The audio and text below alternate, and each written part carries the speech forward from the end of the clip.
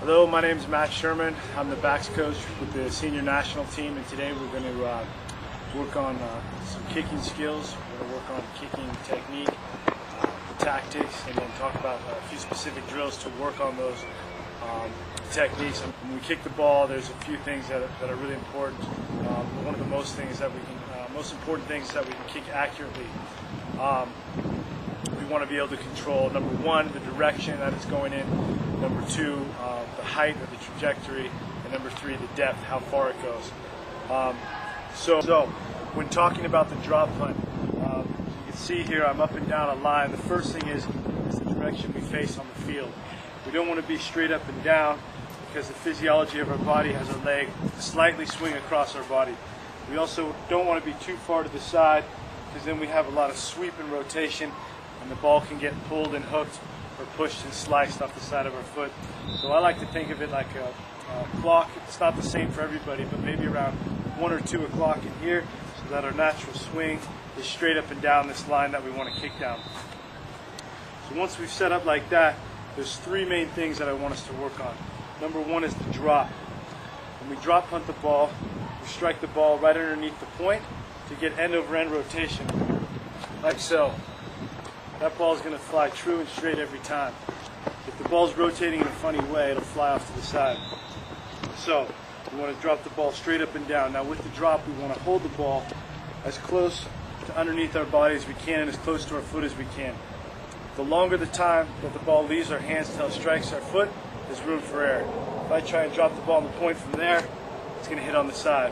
But from right here, I'll drop it on the point every time. So we're right here underneath our body. The second thing that we want to work on, one is the drop, two is the strike. We want the strike to be underneath our body. We want our shoulders to be over the ball, slightly and forward, and we want to snap our foot into the ball. You see I'm not kicking it with a straight leg, I'm actually snapping my foot and breaking it, just like a baseball pitcher would snap his arm, using his tricep. So, from the side-on view, it's underneath my body here, shoulders over the ball. When I release it, I'm going to snap the ball into the contact point. So that's two things now. We have the drop and then the strike point. And then the last part is going to be the finish, very critical. After we've stayed over, drop the ball nice and low, underneath our body, snapped into it. We always want to finish with the toe, the leg pointed straight down the line, our shoulders, our hips, and our head down. Everything's going straight. That's where the ball's going to go every time. It's critical that we finish in the direction that we want the ball to go. All right, now I'm going to have Duncan demonstrate this a couple times. I want to start with looking from the side view. So now to work on these three techniques, we're going to work on line kicking, where we kick in pairs, just straight up and down a line. We're going to stay on one leg. Our plant leg is going to be on the ground, and we're just going to work on kicking off of this leg, not walking into it or not going past it after we kick the ball. There's a couple things we can see clearly from the side-on view. One is his drop. We want it to start low again. And two is that when he strikes the ball, we want his shoulders to be over the ball, and we want to see him snap his foot into it. And the third thing is the finish. We should see his shoulders remaining square. We don't want him to rotate over here so we can see his back. We want him to stay square, over the ball, head down, toe pointed. Let's see Duncan demonstrate that for us. Good. Once more, Duncan's going to keep the drop in tight to his body. Start with the ball low. He's going to strike the ball underneath his body with the shoulders over. He's going to finish with the toe pointed. The shoulders are square in line, and he's going to hold his finish right there. The strike point was here. Finishes with the toe straight, shoulders over the ball. Good. Okay, so now we're going to work on the same kicking technique. We'll look at it from a different angle though, from behind. The first thing again is that his alignment to where he's trying to kick the ball. He's trying to kick straight up and down this line. He's not going to line straight up and down, nor is he going to line at a big angle. Something like so. Slightly off to the side, where he can kick straight up and down the yellow line. He's going to continue just to stay on one foot, his plant foot. And what you'll see here from this angle, most importantly, is the finish. That he finishes with his hips, shoulders, head, everything pointed straight down the line, and he holds with his foot going straight down the line. That's where the ball's going to go every time. Good. Stay over it.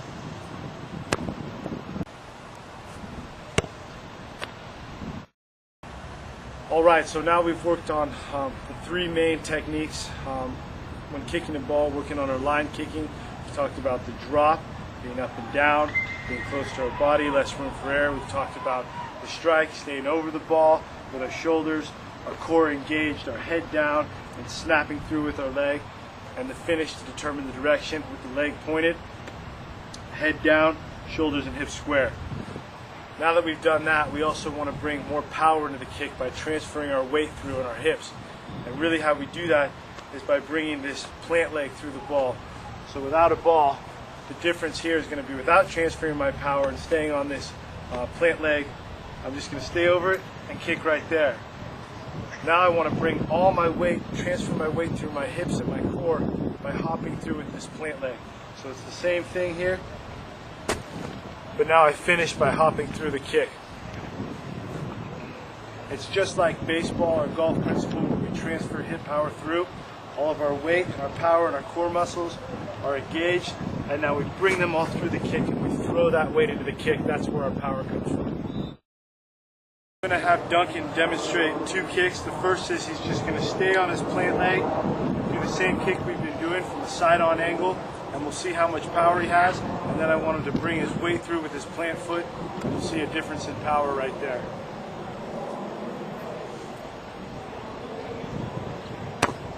On that last kick, what you saw was all the power he generated was from only his leg swing and a little bit of his core strength by staying over the ball. Now we want him to generate power with those same tools, leg strength, the snap, core being over the ball.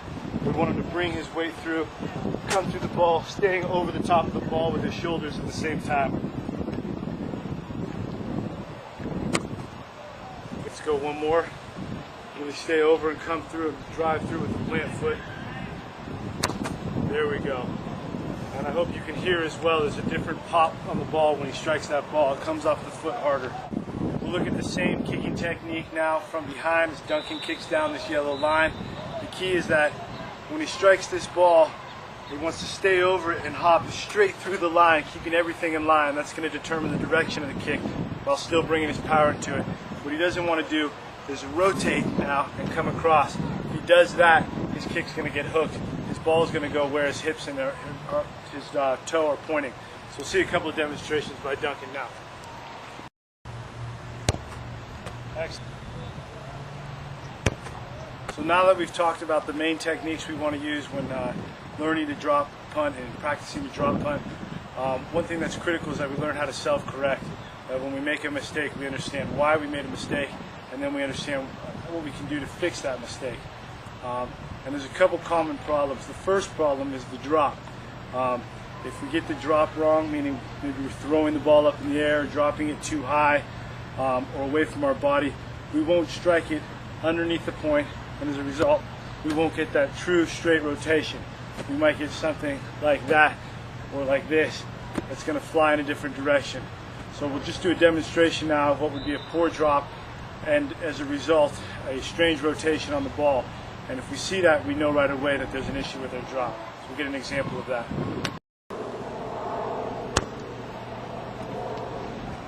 So what we saw there is a few examples of a poor drop, and Duncan is able to self-correct and identify that by seeing that he's getting strange rotations on the ball.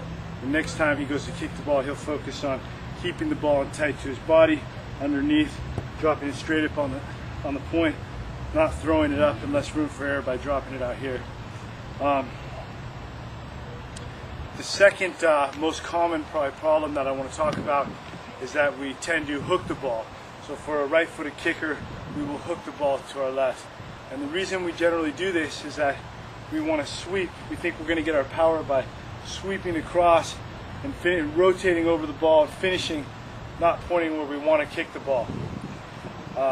We feel that in general a lot of our power will come by planting on this pivot foot and rotating around, this kind of whiplash power. But really what we're doing is we're not engaging our core, and that's where we want to stay over the ball and hop straight through it. So to self-correct, what we want to look at is when we hook the ball, where our hips pointed. And in general, almost always, our hips are pointed where the ball went. If the ball goes straight, our hips are pointed straight in this direction. If our ball's been hooked, whether it's 45-degree angles, that's probably where we're pointed. If it's 15 degrees, that's probably where we're pointed. So we're going to have a few demonstrations now where Duncan is not going to jump on his plant foot and keep his hips square and finish straight, but instead he's going to rotate on his plant foot, rotate his hips, and his ball is going to get hooked as a result. So what we saw there is a couple examples of when we try to rotate instead of staying square, we hook the ball. And the idea is that when you work on kicking, if you're hooking the ball, you can stop yourself and identify that you're pointing in that direction. So the correction now is to keep square when you kick the ball. Make sure you plant and hop through on the plant foot so you allow your hips to stay square, not rotating over the top of the plant foot. So now we've talked about the kicking technique of the drop putt. I want to talk a little bit about tactics. In general, when we kick the ball in open play, there's two real basic types of kick. One is that we see space and we want to use a low trajectory on the kick so the ball will hit the ground and run in space. The second is different. Second, there's not space behind the defensive front wall, so we want to put up a high kick that our supporting players can contest. So what I want to do now is expand our drill, our line kicking, where we're still going to kick up and down a line, but we're going to vary the depth from about 20 to 35 meters. We're going to walk into the kick now instead of just standing on our plant leg, and we're going to vary the height or trajectory. Sometimes we're going to kick the ball low, sometimes we're going to kick the ball up high. So we'll work on that in partners and change the look of the types of our kick so we can apply those to different tactical situations.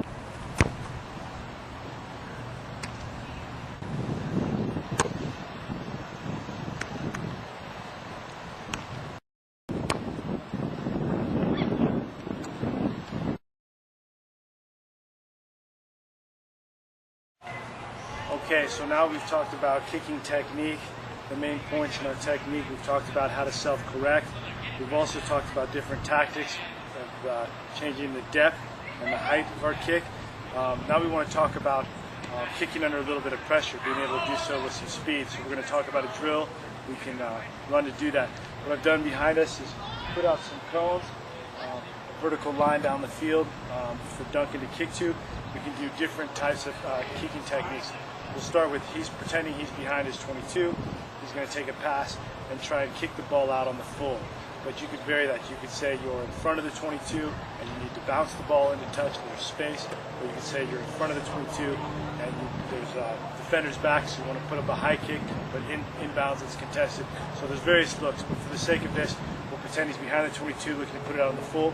I'm going to be a scrum half. I'm going to pass him the ball, and then I'm just going to jog after him with my hands up so he gets used to taking a pass and then executing the kicking skill he's working on under slight pressure.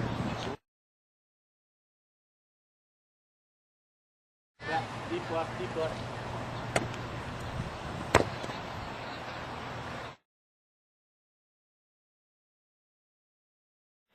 So now we've talked about kicking technique, kicking tactics and variations of our kick, and then developing the ability to kick under pressure.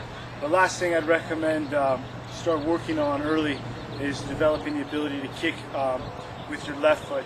And to do so, I would first start to develop your right foot, but then get in front of a mirror and look at your kicking technique with the right foot, and it should pretty much balance with the left foot. It's going to feel awkward at first and for a long time. You want to be able to mirror that motion. It's the same principles that apply. And a good game, or a good drill, I'd say, to practice your kicking is to line kick up and down a line with a partner. And start at 5 meters, and every time you're able to catch a ball with moving one pivot foot cleanly, you and your partner step back 1 foot. And you reward yourself with accuracy of direction, of depth, of height. And then to work on the left, do 2 kicks with the right, and then 1 with the left. So we develop both feet as we work on the drill. That's it. Thanks for your time. I hope you find this video insightful and instructful. And again, like most things, kicking is something that takes time and patience, very much like a golf swing. You need to put the time into it, work on your technique, and you'll improve if you do so. Good luck.